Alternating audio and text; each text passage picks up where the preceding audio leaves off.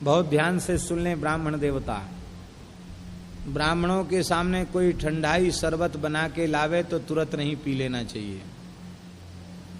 उनको पूरी जानकारी करना चाहिए, ये पीने लायक है कि नहीं पीने लायक है, तब पीना चाहिए। शुक्राचार्य कह रहे हैं आज के बाद धोखे से भी कोई ब्राह्मण मदिरा पान करेगा तो उसका ब्रह्मत्व तत्काल नष्ट हो जाएगा और उसको घोर नरक में जाना पड़ेगा। ब्राह्मण भयंकर से भयंकर पाप कर्म उससे बन जाएं, उसका शास्त्र में प्रायश्चित है। भ्रूण हत्या, ब्रह्म हत्या, गोहत्या का भी प्रायश्चित है, किंतु मद्यपान का प्रायश्चित ब्राह्मण के लिए नहीं है। सबसे भयंकर पाप कहां तक कहें, मांस यदि ब्राह्मण खा ले उसका भी प्रायश्चित है, उसका भी प्रायश्चित है, लेकिन मद्यपान का प्रायश्चित नहीं है। इसका मतलब ब्राह्मण पिए तो प्रायश्चित और दूसरे सब खूब छूटपट्टी पिए, ऐसा नहीं है। किसी भी मनुष्य को, ब्राह्मण की बात इसलिए कही गई, ब्राह्मण समाज का पथ प्रदर्शक है, वही तो समाज में अच्छी बुरी प्रेरणाएं देता है। तो महर्षि शुक्राचार्य ने घोषणा की, ये श्लोक लिखने योग्य है और ज्यादा से ज्यादा समाज में इसका प्रचार प्रसार करना चाहिए। शुक्राचार्य जी कह रहे हैं, यो ब्राह्मणोद्य प्रभृति कश्चिन मोहात् सुराम पास्यति मंद बुद्धि अपेत धर्मा ब्रह्महा चैव सस्यात् अस्मिन् लोके गर्हितस्यात् परे च।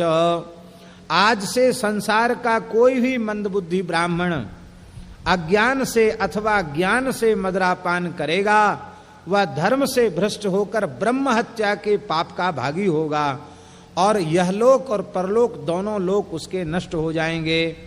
मया चैताम विप्र धर्मोक्ति सीमाम मर्यादाम वै स्थापिताम सर्वलोके संतो विप्राः शुश्रुवांसो गुरूणाम देवा लोकाश्चोपशृण्वन्तु सर्वे।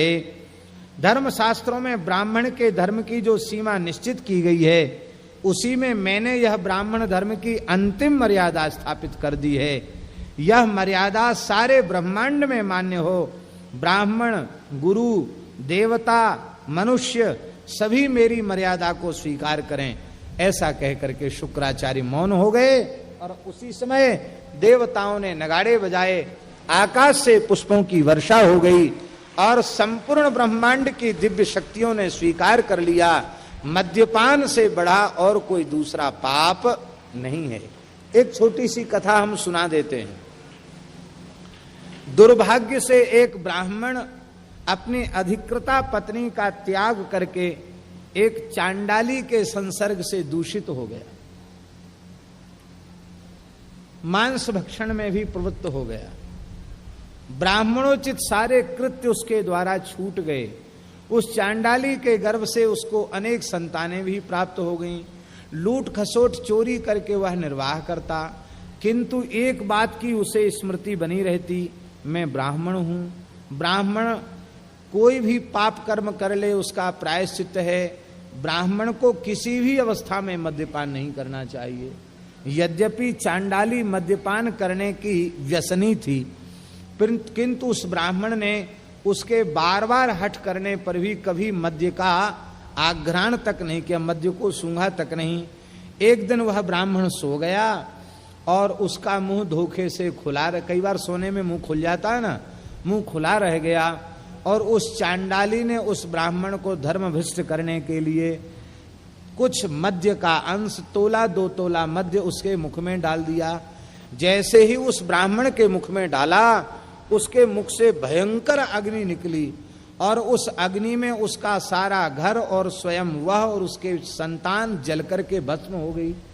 उस अग्नि के लगने पर वह ब्राह्मण जगा, घर से निकलकर भागा। देखते देखते उसका सारा चांडाली का परिवार भस्म हो गया। उसे बड़ा आश्चर्य हुआ, ये अकस्मात आग कैसे लगी। उसमें आकाश में ऋषियों ने प्रकट होकर के कहा, यद्यपि तूने अपने धर्म को बिल्कुल समाप्त कर दिया था, तू सब प्रकार से ब्राह्मण धर्म से च्युत हो गया था, किंतु केवल मद्यपान न करने से तेरा ब्रह्म तेज तेरे भीतर सुरक्षित बना रहा और तेरी इस निष्ठा के कारण ब्रह्म तेज बचा रहा और आज ब्रह्म तेज से ये जल करके भस्म हो गया। अब तू अपने स्वरूप को संभाल और तपस्या में प्रवृत्त हो।